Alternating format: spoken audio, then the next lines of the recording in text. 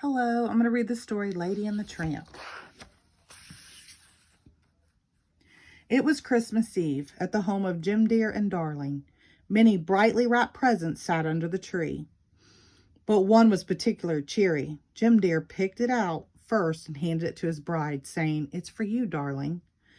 And as Darling lifted the lid off the box, out jumped a cuddly Cocker Spaniel puppy. "Oh, how sweet!" cried Darling. "What a perfectly beautiful little lady." And so Lady became the puppy's name. When Lady was 6 months old, she received her very own collar with a special tag engraved with her name. Now she knew she really belonged. Proudly, Lady showed it off to her neighbors, a Scottish terrier named Jock and a bloodhound named Trusty. "Why, Miss Lady," explained Trusty, "you have a collar." "Oh," Jock added, "she's a fully grown lady." But some dogs didn't get to live in nice houses and wear new collars. They lived on the streets. The dog catcher was always hunting them down in his wagon. These dogs had one friend they knew they could count on, a mutt named Tramp. He was such a clever fella he never got caught, and he helped the others escape if they were nabbed by the dog catcher. Tramp had the freedom to wander far and wide, and one day he overheard Lady telling her troubles.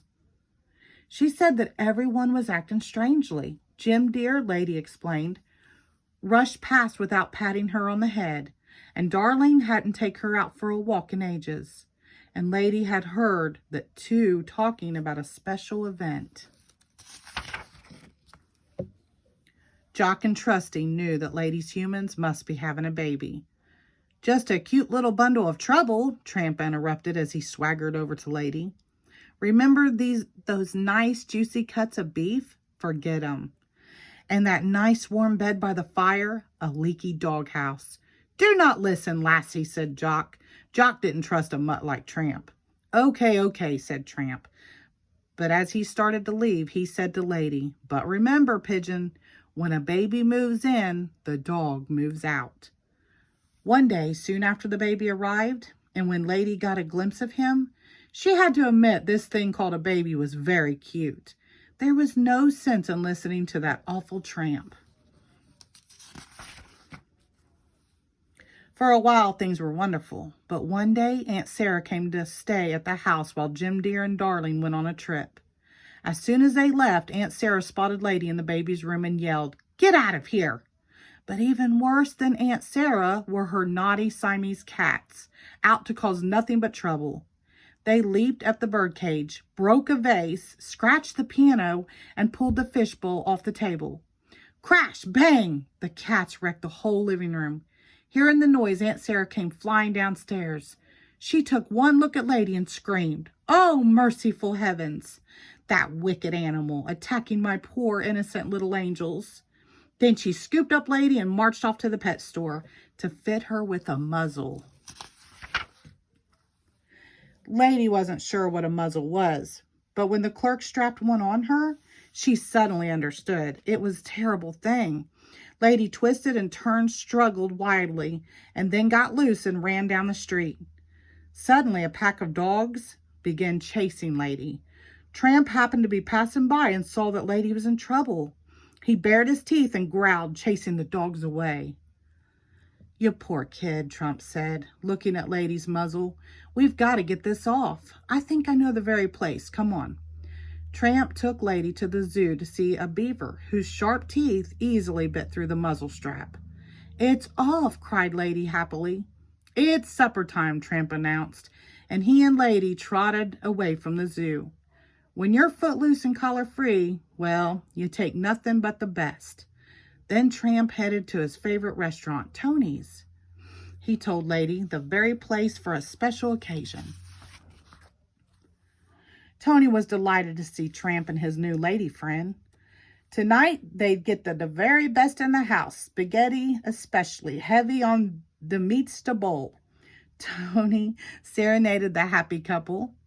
The two dogs shared a delicious spaghetti dinner by candlelight. As they ate, Tramp nibbled one end of a noodle, and Lady nibbled the other end of the noodle. They nibbled and nibbled that noodle until they kissed. Nose to nose, staring deeply into each other's eyes, Lady and Tramp fell head over paws in love. After the romantic dinner, the two dogs walked to the top of the hill. Above them, they saw the twinkling stars in the sky. In all this beauty, Lady forgot about Aunt Sarah and her cats. She felt happy and in love. The next morning, however, Lady realized she should have been home, and Tramp agreed to take her back. First, Tramp decided to sneak into a hen house and chase chickens. Lady hated every minute of it, especially when the farmer began to chase them. Lady was caught and taken to the pound. Lady was ashamed and afraid. The other dogs told her she'd be released soon, for she had a collar. Sure enough, a guard came for Lady. "You're too nice a girl to be in this place," he said, handing Lady to Aunt Sarah. Lady was happy to be home again, but it didn't last long, for Aunt Sarah chained her to the doghouse. Lady was so lost in unhappy thoughts that she didn't see a huge rat climb into the backyard. But when it ran in front of her, she took off after him, barking and growling, only to be stopped short by her chain. She watched the rat climb upside the house and through the baby's window. Lady barked with her whole heart. Luckily, Tramp heard Lady barking. He raced into the yard and over to Lady. "What's wrong, Pidge?" he asked. "A rat!" cried Lady. "Where?" asked Tramp. "Upstairs in the baby's room," said Lady. Tramp raced up the back porch stairs and into the baby's room and attacked the rat. He knew it was up to him to protect the baby. Lady broke loose and ran into the baby's room too, in time to see the rat escape from Tramp and climb onto the baby's crib. But Tramp flew at the rat, saving the baby from harm.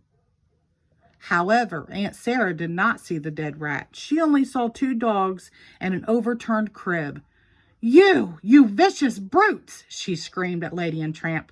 "Back! Get back!" Aunt Sarah called the dog catcher to take Tramp away, attacking the baby. Just then, Jim Deer and Darling came home, and Lady led them up to the baby's room to show them the dead rat. All at once, everyone understood. Tramp hadn't been trying to hurt the baby. He had saved it. Was there time to stop the dog catcher's wagon before Tramp ended up at the pound? Outside, Trusty and Jock heard about Tramp saving the baby and decided to go after the dog catcher's wagon. "We'll track him down," yelled Trusty as they ran. "And then?" asked Jock. We'll hold him at bay." The brave Trusty followed Tramp's scent and chased down the wagon, but his barking scared the dog catcher's horses. They reared up and tipped the wagon over, pinning Trusty under a wheel. Jock began to howl. Would he ever talk with his old Trusty again? As it turned out, Jock had nothing to worry about. In fact, good old Trusty hobbled out to go visiting with Jock the very next Christmas. In the first place